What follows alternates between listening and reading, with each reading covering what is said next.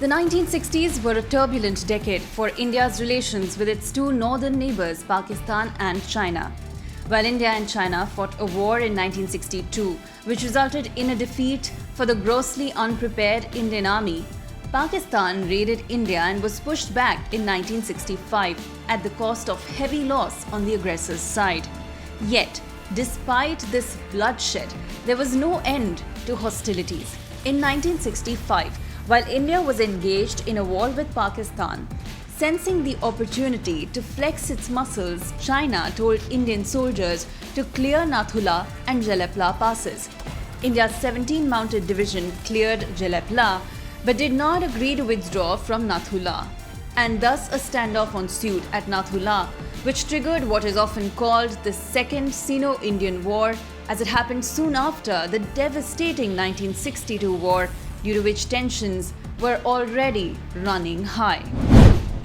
When Chinese soldiers began digging trenches in Nathula on the Sikkim side, which was an Indian protectorate then, the Indian army responded by laying down barbed wire to mark Indian territory.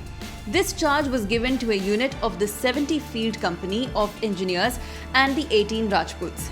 Chinese soldiers intervened in the fencing. There was an argument and physical violence, but the Jawans continued their duty. The Chinese returned to their bunkers and shortly rained fire on the soldiers.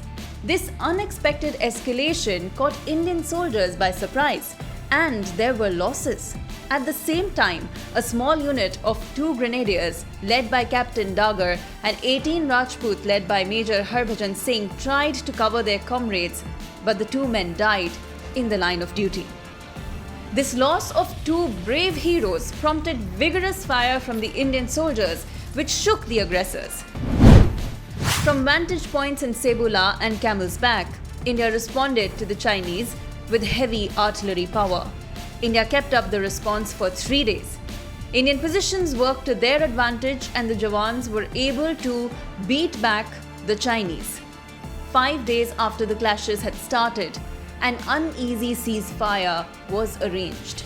The Indian soldiers' fortitude is unquestionable and was demonstrated again in this battle. However, the Nathula conflict also served as a grim reminder of how an unsettled border could and did lead to disputes in the future as well.